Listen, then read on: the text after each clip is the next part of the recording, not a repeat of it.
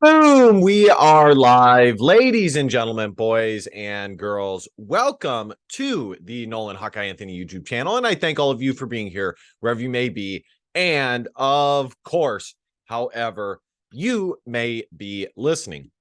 This is, of course, the Big Ten Whip Around show. This will be the final Big Ten Whip Around show of the regular season. I may do another one at the conclusion of the bowl season and review all of the Big Ten bowl games. I haven't decided whether I'm going to do it all at once in segments, or if there are specific performances that I want to highlight and then kind of do a big one at the end. I'm leaning towards doing a big one at the end in which all of the Big Ten performances are reviewed. It could also be, after whatever bowl game Iowa is in, I'll review all the Big Ten games up until that point. I may wait a day or two until after Iowa's game, but that's unlikely. I like to react to Iowa's game as soon as possible. But I may, in my review of Iowa's bowl game, I may add all of the other games a review. But the problem with that is that when I review Iowa's games, I like to review it solely on Iowa. So again, I'm leaning towards, doing a post game, of course, Iowa versus whoever they play, and then just reviewing all of the bowl games like I would have this year for each week that featured the Big Ten in college football. The problem, though, is that bowl games are spread across 2 months, so it's very difficult. But either way, I'll have you guys covered. It's very crazy how fast time flies. I cannot even believe that the Big Ten football season is done. I can remember just yesterday reviewing the position groups for the Iowa Hawkeyes, the wide receiver room, the quarterback room, the tight end room. And we're already here. The Iowa Hawkeyes finished 10-2. They will play the Michigan Wolverines in the Big Ten title game after Michigan pretty handily defeated Ohio State. It's very interesting to see Ohio State's reaction to them losing to Michigan, especially the former players. And I think some of their reactions are a good example of what I have said in the past, where you have two kind of main trains of thoughts. You have the fans who say that you have to remain loyal at all costs. You can never say anything negatory about your favorite football team. And then you have the other ones who have an expectation, albeit sometimes unrealistic expectation for the current situation that the program finds itself in. And if it does not meet, if the current coach does not meet those expectations to a T, they request the coach to be gone. We've seen that with Nebraska, with Bo Pelini. And matter of fact, Nebraska even finds itself in a similar situation now. When I was listening to one of the Nebraska Cornhusker channels, when I tuned into their channel in order to watch Iowa versus Nebraska. And they were discussing, obviously in chat, there was fans already clamoring for Matt Rhule to be fired. What are the chances Matt Rhule is going to be fired? And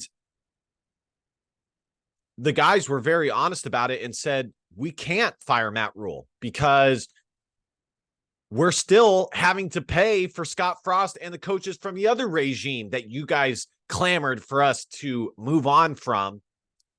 And we moved on before the contract expired. And so we're still having to pay them. Plus, you guys wanted a really good coach that obviously cost money to get in Matt Rule, or what you guys think is a good coach, but he was definitely a pretty high profile candidate in the on the coaching market. It remains to be seen how he does at Nebraska long term, but what he was on the market was a pretty well sought after coach. So you're even starting to see it with Nebraska again, with some of the fan base. You know, Terrell Pryor, I can't remember the other player, but there were two pretty high profile former Buckeyes that said Ryan Day has got to go. We've seen it with Tennessee football. We've seen it with Auburn. I mean, countless programs where they, as I said, they have expectations primarily based on what the program has been in the past, and anything short of that is not enough, and you have to move on from. And I've said both mindsets have their pluses and minuses. Okay. I'm somewhere in the middle. I think it's much better to be a realistic fan and take all information into account before deciding, you know, whether somebody should be let go and things like that. You know, I think I've been pretty measured in my response of Brian Ferentz, even when the allegations came across towards the Iowa Hawkeye football program. So it's very interesting. You know, Ryan Day, let's just go ahead and pull it up.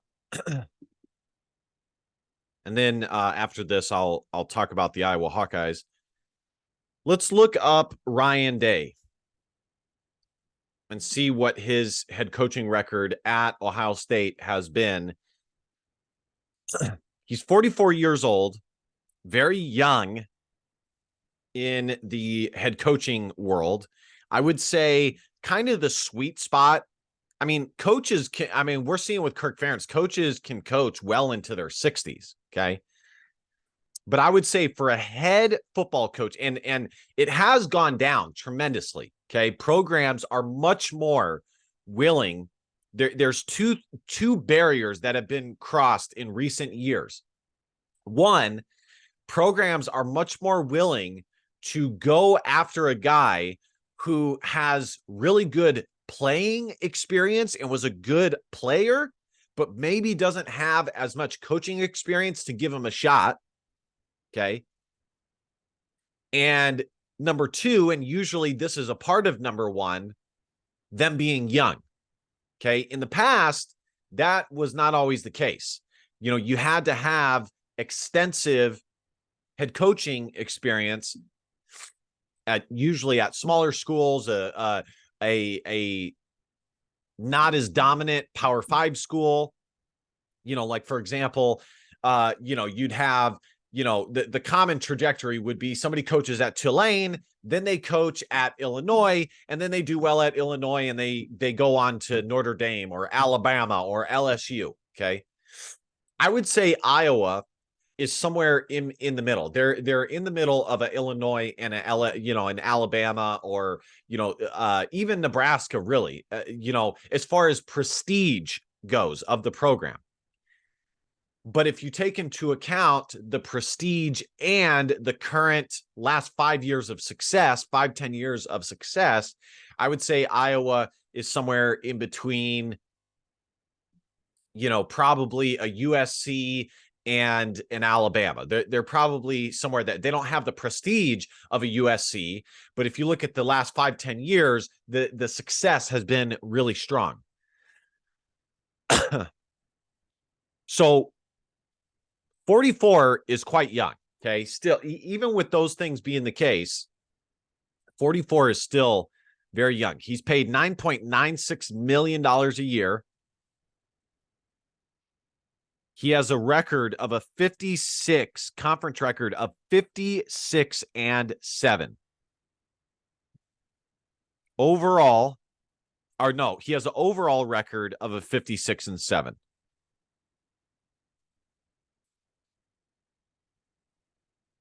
And this is what I mean. Like, you look at Ryan Day, the guy had no head coaching experience anywhere,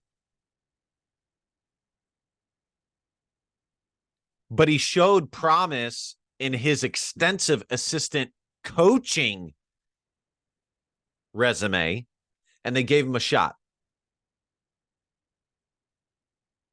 Okay, this is his record at Ohio State: 13-1, 7-1. Okay, I believe this was the Koof year. 11-2, 11-2, 11-1. They have never lost more than one game in the Big Ten under Ryan Day. And he was 3-0 in his interim year. That's not bad, guys. And listen, I know that they have not been able to get over. Look at the finishes. Coaches, 3rd, 2nd, 5th, 4th. AP, 3rd, 2nd, 6th, 4th. I know that the expectation at Ohio State is year in, year out, being like a top 4 team in the country and competing for a national championship. And I would say playing in a national championship once every 3 years would probably be the expectation by and large for the fan base. But this is my take for Ohio State fans. This is really, really strong. Now, if Ryan Day cannot beat Michigan next year, then I would say, you definitely need to. And how crazy would that be? How crazy would it be if Ryan Day has another 11-0 season, goes into Michigan and loses to Michigan again? Now, the difference is next year, the college football playoff will be expanded. So it won't have the dire consequences that it has this year. But how crazy would that be if it happened again? As things stand now, I would say it's not the end of the world that they lost to Michigan. It's not great. It's not great. Okay. And I'm not an Ohio State fan, but Ryan Day is definitely one of the best coaches in the country. And Ohio State has been a legitimate playoff contender each of the past 4 or 5 years. Okay. I don't think, let's see, let's look at them in 2019. So they lost to Clemson in the college football playoff. Did they win? They lost to Alabama in the national championship game after defeating Clemson. I mean, guys, think about that, okay? Think about Clemson, who just 3 years ago, okay, 3-4 years ago, was playing in the college football playoff. And the last 2 years, they've had 8, 7, I don't know what they were 2 years ago, but this year they're 8-4, okay? Now, Clemson, I would not put on the level of an Ohio State, but still. And I think there's still patience at Clemson with their head coach, Dabo Swinney. So, you have to, and this is the question that I always pose to Iowa fans when it comes to specifically Iowa basketball. Okay. And it's for the quarterback position and for the head coaching or coaching positions. Okay. You think they should get rid of him? Okay. Could they get somebody better? Okay. If so, under the current implementation of the team, even if they could get somebody better legitimately, and I'm talking like assistant coaching positions, would they be able to come to Iowa and do okay and implement their style of football, either on the defensive side or offensive side? This is more applicable to basketball, because Iowa basketball, there's always people clamoring for Fran McCaffery to be fired. And I always go, okay, could they get somebody better? Maybe now they could get somebody better, since the program has been pretty solid the last 10 years.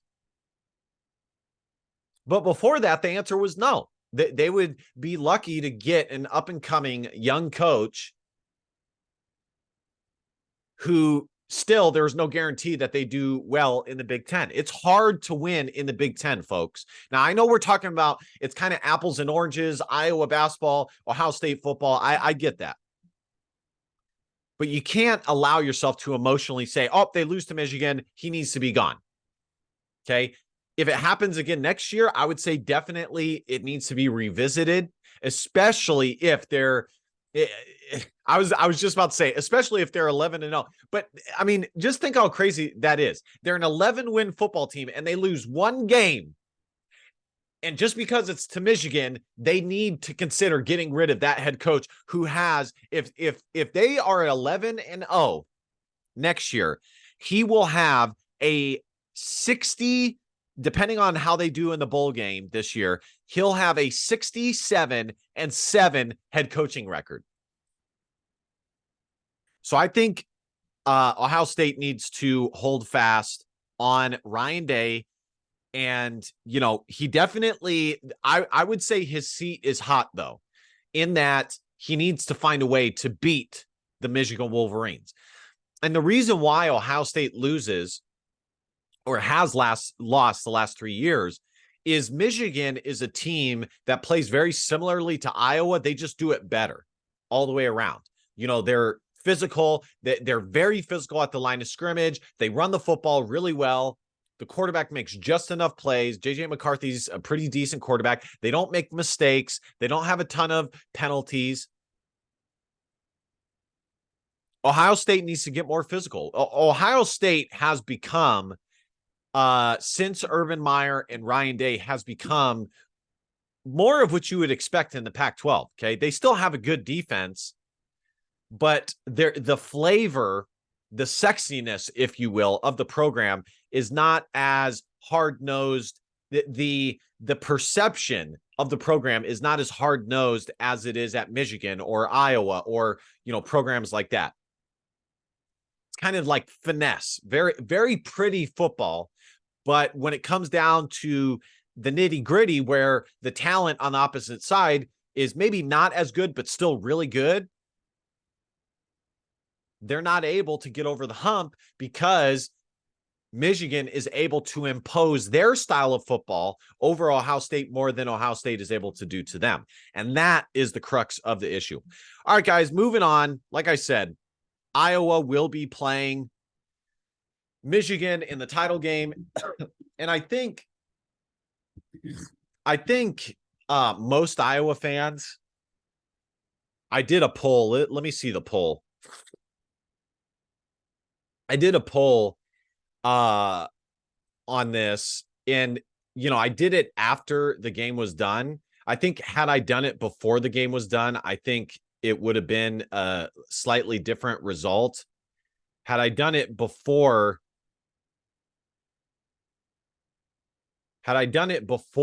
the game, I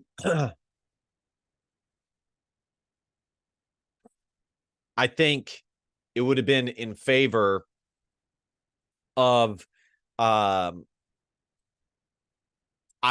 would rather play Michigan, because I think a lot of people still have the bias of Michigan 3-4 years ago. And the fact is, Michigan is a different program now, regardless of the cheating scandal, regardless of the allegations and things like that. They are very talented. They play a damn good style of football, tough, hard-nosed. Their defense is spectacular, and their offense, really, for Michigan, because Michigan cannot get the type of offensive weapons that an Ohio State can get on the recruiting trail due to Michigan having higher academic regulations than Ohio State does. They've gone back to this hard, we're going to run the football down your throat and we're going to control the line of scrimmage on both sides. And it's worked spectacularly for them. So I think the bias is still there, but the reality of the situation now, Iowa, I'm telling you right now, Iowa would match up better against Ohio State than it would against Michigan. Against Michigan, it does not match up well, which is why Iowa got spanked 2 years ago against Michigan and really should have played Michigan again last year in the Big Ten championship game, because they both have really good defenses. In fact, I would say Michigan is one of the very few teams who actually has a better defense than Iowa. Michigan runs the football down your throat. They try and control the game, the time of possession, which is the same thing Iowa tries to do if it can. Although the problem is Iowa just does not do it very well this year. And Iowa, if they can't score against average defenses, they're sure as hell not going to score against a Michigan defense. And Michigan's style of offense, hard-nosed, upfront, tough, ends up wearing on the Iowa defense because the offense gives the defense no relief. So the matchup is not very good because Michigan does not make mistakes. Iowa needs mistakes in order to get more opportunities offensively. Michigan does not make those mistakes, which is why they beat Ohio State. So I'm telling you right now, Ohio State would be the better matchup. 60% to 40%. I don't know how many. I don't know how many votes we have.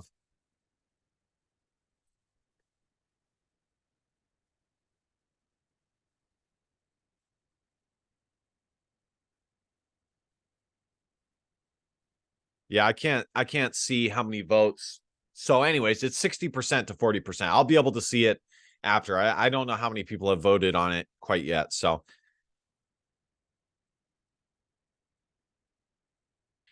the people, every time I do a poll, there's always somebody who wants to add another option to the poll, or they say neither.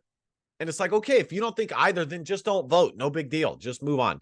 So anyways, I'm very happy that Iowa, just to talk about Iowa, since most of the people watching this will be Iowa fans. Obviously, I'm stoked that Iowa won 10 games. I'm very happy that they're playing in the Big Ten championship game. And the Iowa defense is incredible. This, if possible, this is one of the best defenses that Iowa has had in the Kirk Ferentz era, if not the best, quite frankly. I mean, it's that good. Okay.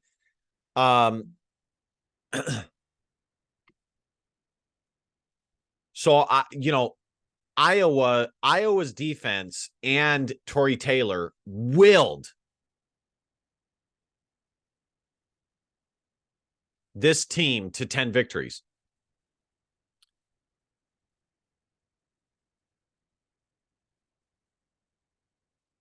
The other issue with Iowa going into Michigan, and it would be the same versus Ohio State, is Drew Stevens is having problems as a kicker. I mean, look at this, guys. Ohio State and Michigan are one of the few teams who actually have a better defense than the Hawkeyes. Iowa is ranked 4th in scoring defense, giving up 12.17 points per game. They're right up there with Penn State, Ohio State, and Michigan. Michigan is only giving up 10.25 points per game. So I'm very happy about that. I think it's going to be a very tall task for Iowa to defeat Michigan, but I'm very happy nonetheless that they made it. Make no mistake, Brian Ferentz has to go. He just has to.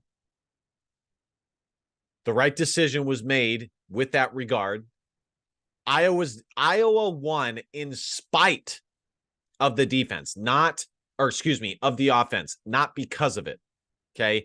Complimentary football be damned. Iowa's defense won in spite of the offense.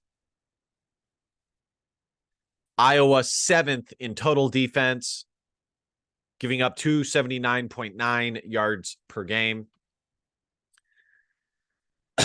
This is also a very interesting stat. This is the Football Power Index.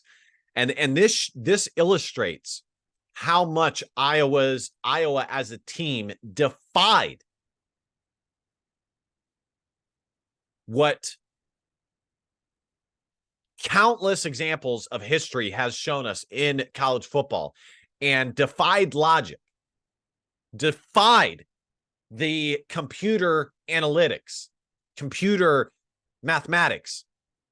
Iowa, according to the Football Power Index, is ranked 38th despite being 10-2. Oklahoma State is in a very similar category as well.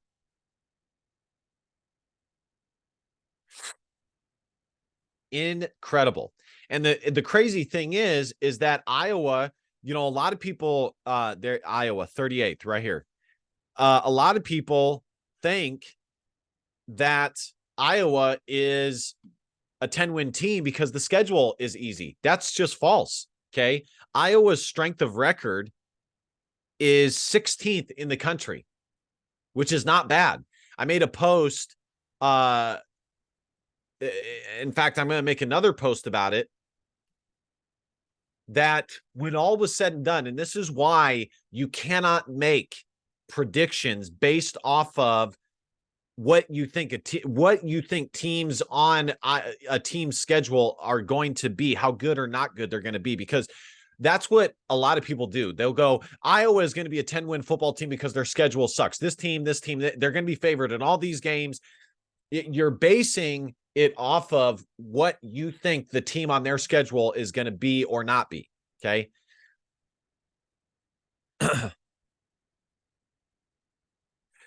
Iowa did not beat any by the end of the season top 25 teams this year. The loss to Minnesota, who ended up the year 5-7, stings, but the other loss was to another 10-2 Penn State team. Iowa did beat 3 opponents with a 7-5 regular season records.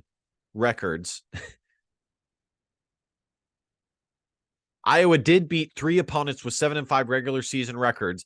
Iowa State, Wisconsin, and Northwestern. Surprisingly, Rutgers finished 6-6. Okay.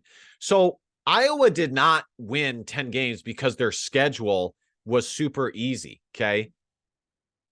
In fact, I'm going to make a post about this right now. According to ESPN, FPI, Iowa has the 16th strength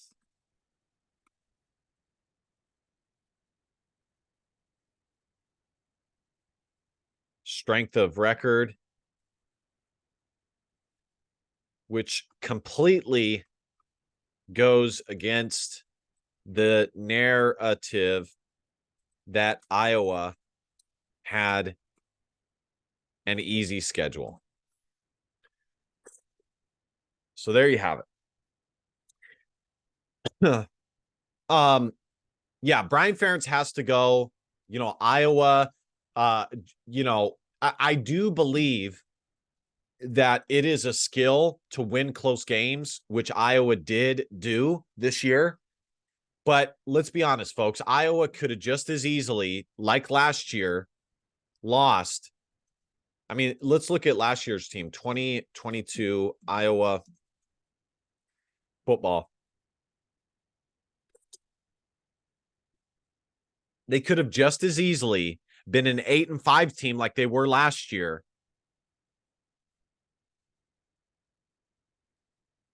I mean, look at all of these scores. Okay. See if I can get it in there. 7-3. They lost 10-7 to Iowa State. This year, it was the opposite. They won by a few points.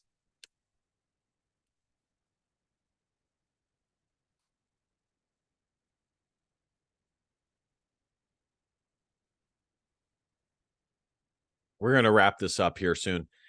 They won by 7 points, 20-13. Let's see. They beat Nevada 27-0. Rutgers, they won 27-10. They actually did better last year offensively than they did this year. They lost to Michigan 14-27. Lost to Illinois 9-6. Got shellacked by Ohio State 54-10 on the road. They beat Northwestern 33-13. They actually beat opponents last year more convincingly than they did this year. Minnesota 13-10. They lost to Nebraska 17-24.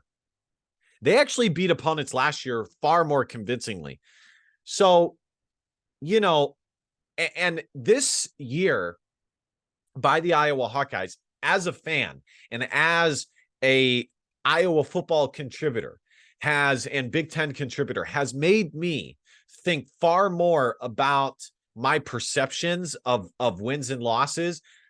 If your team ends up being 8-5, and matter of fact, I'm going to make another post about that. If your team finishes 8-5, but they win their games far more convincingly, if your team finishes 8-5, as Iowa did last year, but wins their games far more convincingly,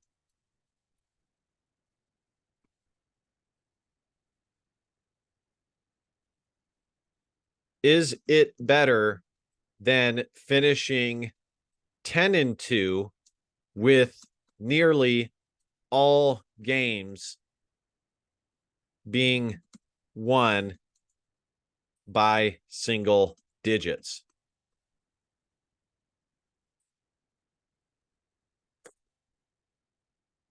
And to tell you the truth, I think the answer is it's just to win the game. And I pretty much thought that all my life as a former athlete myself, but it is, it's crazy. I mean, Iowa won last year far more convincingly than they did this year. I mean, this year, 15-6, 12-10, they lost 10-7. They beat Rutgers by double digits, 15-13 over Illinois, 13-10 over Nebraska, but they finished 10-2. 10-2. It's crazy. It's crazy. So listen, guys, very happy. Iowa has a very, very, very tough schedule in store against Michigan. I think I am not holding my breath in that game. Obviously, I wish for the best, but Michigan is definitely the better team. I'm very proud of the Iowa Hawkeyes and the defense. The Iowa offense, I don't care what any of the quote unquote loyal fans say. The Iowa offense stunk this year. It was terrible. They stunk. Okay. And Brian Ferentz should be gone. But at the end of the day, Iowa's 10-2, which I'm very, very happy about. They beat Nebraska. They beat Wisconsin. Yes, the loss to Minnesota stings, but they won every other. But they had beaten Minnesota 6-7 times before that in a row. So, Iowa really has, in the past 10 years, bunkered down on the rivalry games and done a much better job winning those games. And the only one that they were really having trouble winning was Wisconsin and maybe Iowa State. But even then, I think in the past 5 years, Iowa has beaten Wisconsin more than Wisconsin has beaten them. I'd have to look. Let me see if I can find that.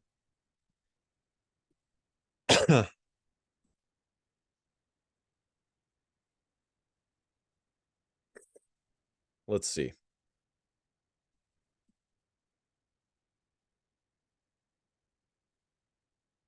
Man, Wikipedia is awesome. For college, we were never able to use it as an authoritative source, but you can't beat it. I mean, it just has. So the last 5 years, 1, 2, 3, 4, 5, Iowa has won 3 games. So So since the game in November 9th, 2019, Iowa is 3-2. Before that, Wisconsin won 4 straight times. I would say before that, Wisconsin was definitely the team that reigned supreme in the rivalry. 10 years would be 1, 2, 3, 4, 5, 6, 7, 8, 9, 10. So Iowa is 4-6 the last 10 years, but the last 5, they're 3-2. So the other games, Purdue got a nice victory over Indiana. Indiana has fired and bought out Tom Allen. I think it's the right choice. He had one decent year. And you guys know from the get-go, I have said I'm not sold on Tom Allen. The guy has not been, everybody wanted, because Indiana has a really good fan base, really strong alumni. And everybody wanted to be sold on Tom Allen. And I kept saying, no. This guy is not for real. He's not for real. And that ended up definitely being the case. They bought him out and they begin their coaching search candidate, their search for a head coach. And then Northwestern got a nice rivalry victory over Illinois. You guys know I've been saying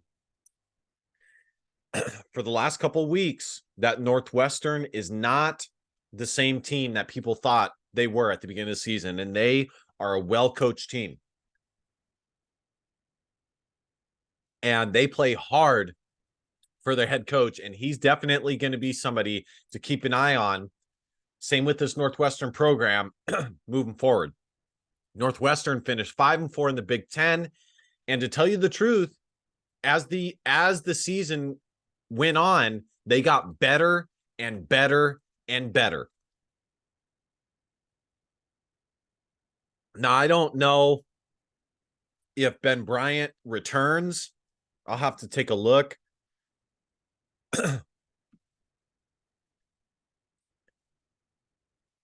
Looking ahead to next year with USC, UCLA, Oregon, Washington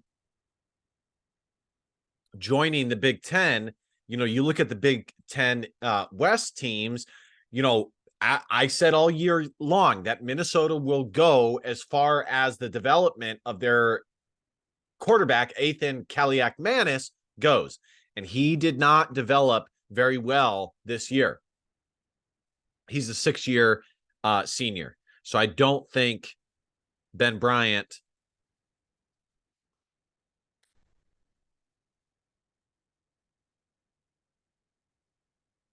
will be returning to Northwestern.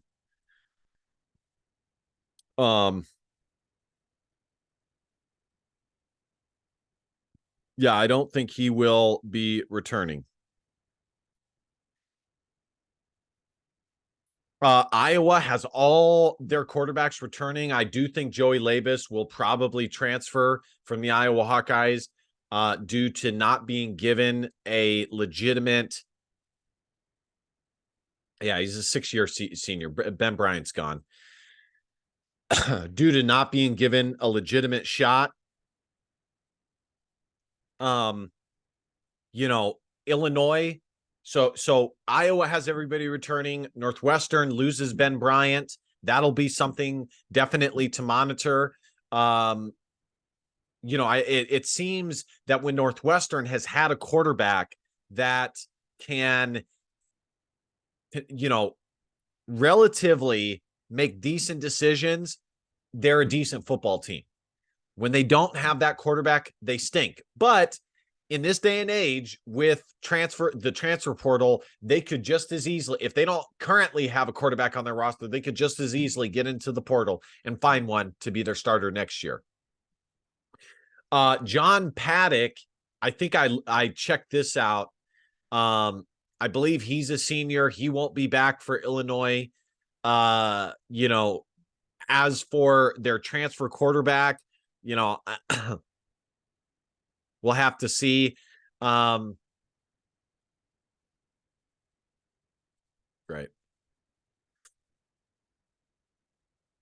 So let's see.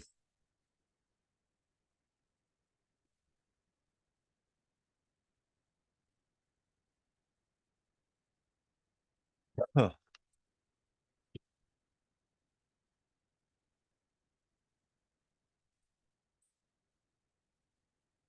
Um, Wisconsin, I think they lose their starting quarterback as well. I think a lot of these transfers only had 1 year of eligibility. Now, Wisconsin's quarterback may be able to get a medical red shirt, but I believe he came to Wisconsin as a senior. Um, John Paddock, senior. Uh, Luke Altmaier, sophomore. So he should be back, which is good. He'll probably be one of the better returning quarterbacks in the Big Ten, at least from an experience standpoint. Let's take a look at Wisconsin.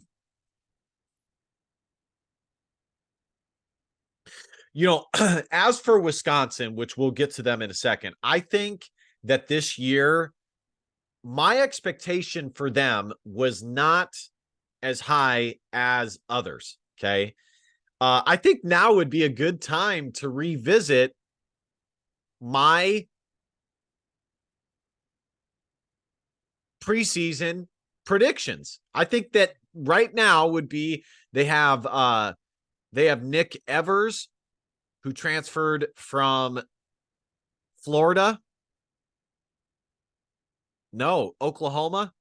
Um, Tanner Mordecai is a redshirt senior from SMU. He might be able to get a medical redshirt. I think now would be a good time to take a look at my preseason expectations, predictions, to see how accurate I was. But as for Wisconsin, I know that I was not as high on them as others were. And everything considered, I think it was a positive year for first-year head coach. Oh my gosh, I'm blanking on his name. I think it was mostly a positive year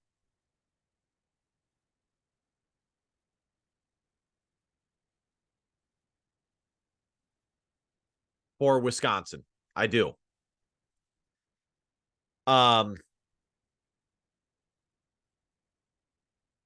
Luke Fickell. You compare Luke Fickell to Nebraska, the talent in my estimation was pretty much the same. If you could actually make the case that Nebraska, Matt Rhule inherited more talent than Wisconsin. I don't think that's the case. I think Wisconsin was able to retain more talent than Nebraska was. A lot of people transferred as soon as Scott Frost was fired.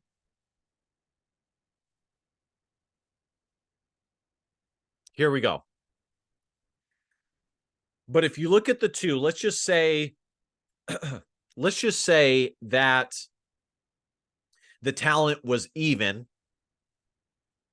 I think, and you compare the two, their record, what Wisconsin was able to do, I think was positive. I did not have them as a Big Ten West contender like the rest of the media did because of their fascination with Luke Fickell. Okay. That just was not me. I knew how difficult it was going to be to win in the Big Ten and the Big Ten West. And, here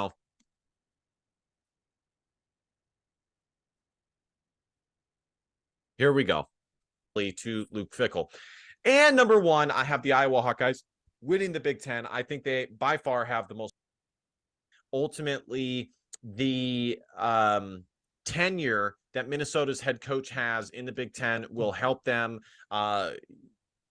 in the Big Ten West this season as opposed to comparatively to Luke Fickell. And number one, I have the Iowa Hawkeyes winning the Big Ten. I think they by far have the most talent in the Big Ten West, and they should absolutely. So I was wrong about Minnesota. I was wrong about Minnesota.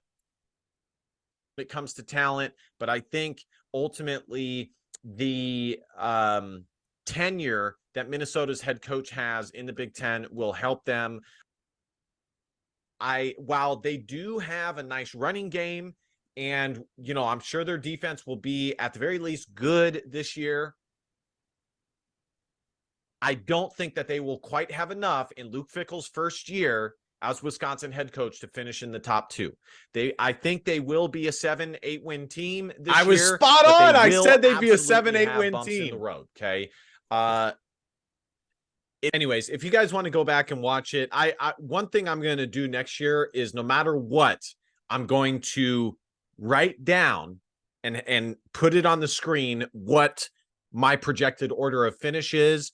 I did not do that in this one, which I wish I had, but that's all right.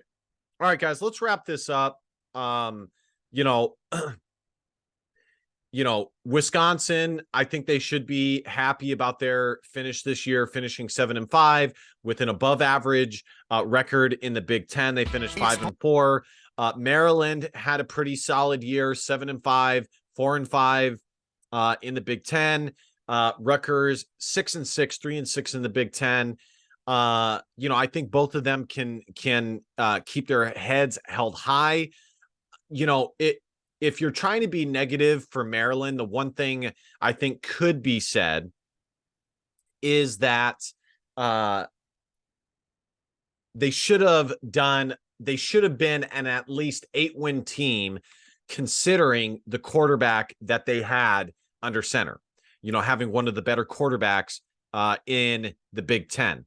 But, you look at it, they played Michigan, they played Ohio State, and they played Penn State. Okay. They played all three Big Ten East powerhouses. And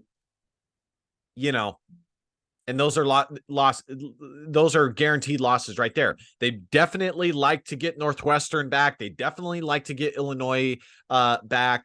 But, mostly I would say it was a positive year for Maryland. We'll see if their quarterback Tua Tagovailoa decides to come back. 3,377 passing yards, 25 touchdowns to 11 INTs with a 145 quarterback rating. Not bad at all. But again, I think if there's one drawback, you would say that if you have a quarterback like that, you need to take advantage and at least be an 8-win football team. And I think that there's definitely an argument to be made there, but it's hard to win any more than 7 games when you have 3 top 10 teams on your schedule. Lastly, before I wrap up with the top 25 scores and my power rankings, I did just want to look at the regular season stats for the Iowa Hawkeyes, see how this year finished. Deacon Hill, 976 yards with a completion percentage of 48.3. I think whoever the next OC is, that needs to be the most important aspect of his first year is finding ways to get the completion percentage up at the quarterback position, because it's been several years in a row where it has been below 60%. And whoever the OC is needs to find ways to get the quarterback confidence throws that are fairly easy to make, and get that up to at least a 60% completion percentage for the following year. That needs to be paramount in the goals for the next OC with regards to this Iowa offense.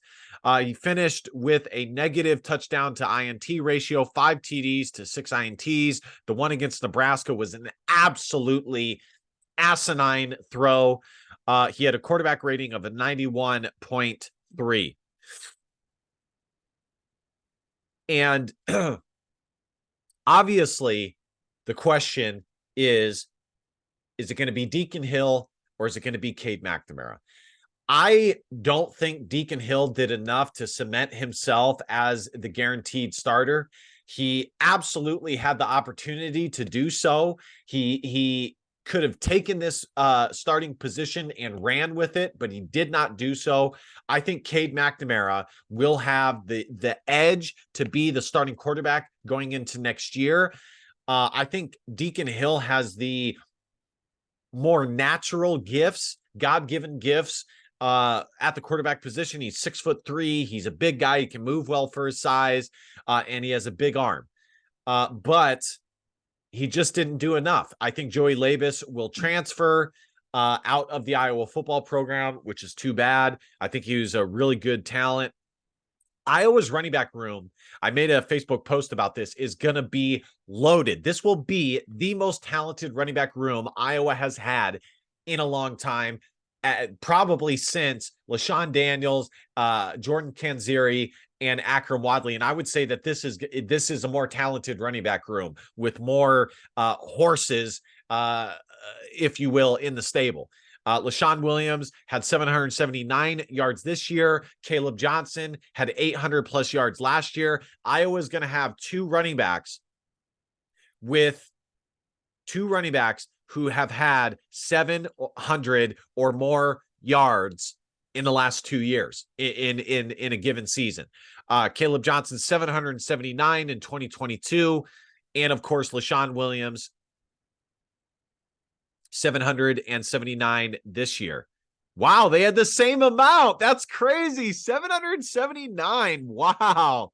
Both finished 779. That's crazy. Caleb Johnson, 415 yards rushing this year, 4 yards per carry. He just was not able to stay healthy, which is too bad. He did have 3 touchdowns. Hopefully he can get himself right next year and be healthy. I hope he doesn't transfer out.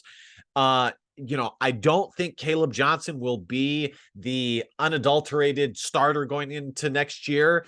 Going into next year, Iowa will definitely have, if Caleb Johnson stays and LaShawn Williams stays, they will definitely, and if all the running backs stay, okay, and it is a big if, they will definitely have one of the better running back rooms in the Big Ten. And they will have a legitimate two-headed monster in LaShawn Williams and Caleb Johnson without a definitive starter at the RB spot. I think if you're Iowa, you probably lean more towards Caleb, as he is the physically superior back. But, you know that they're both really good options at the running back spot. Plus, the freshman got good experience as well. The leading receivers is still Erick All. That's crazy. He, in only a few games, ended up being the leading receiver for Iowa. I don't think he's coming back to Iowa next year. I think he's going to declare for the NFL draft. I think it would be smart for him to come back. Luke Lachey, I do think he returns to Iowa this year. And Iowa will have yet another really good tight end room. If all the offensive weapons stay, Iowa's going to have a really talented offensive room next year. Last but not least, well, not last, let's look at the scores. This video definitely has gone longer than expected. Ole Miss 17-7 over Mississippi State. Oregon 31-7 over Oregon State. Texas 57-7 over Texas Tech. Missouri 48-14 over Arkansas. Penn State 42-0 over Michigan State. Oklahoma 69-45 over TCU. Iowa, we talked about them. Tulane 29-16 over UTSA.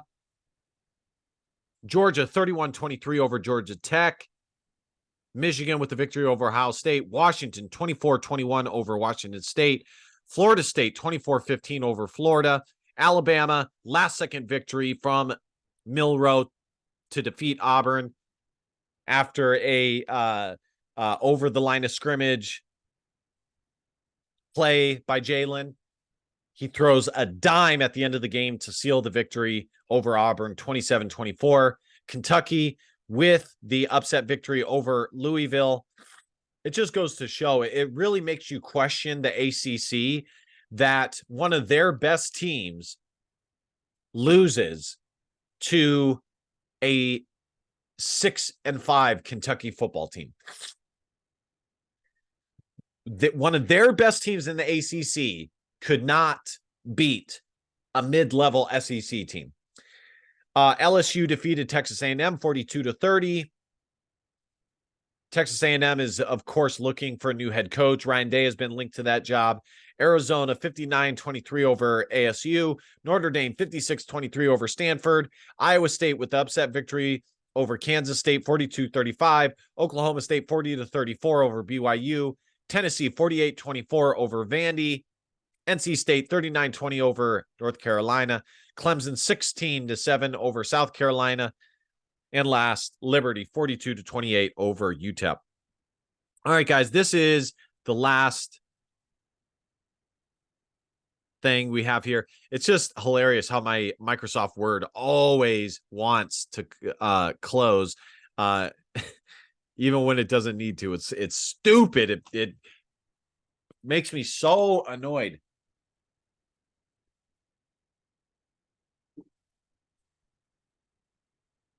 Power rankings. It's pretty much going to stay the same. I have Iowa in tier 1. I don't think they're on the same level as Ohio State, Michigan, or Penn State are in the tier 1, but there's no way that I can't have Iowa a 10-win team and the Big Ten West champion playing in the Big Ten championship game. There's no way I can't have them as a tier 1 team. Michigan, Ohio State, Penn State, Iowa, in that order, tier 1. We'll see what happens in the Big Ten championship game. I'll keep tier 2, what tier 2 is. Maryland, Northwestern.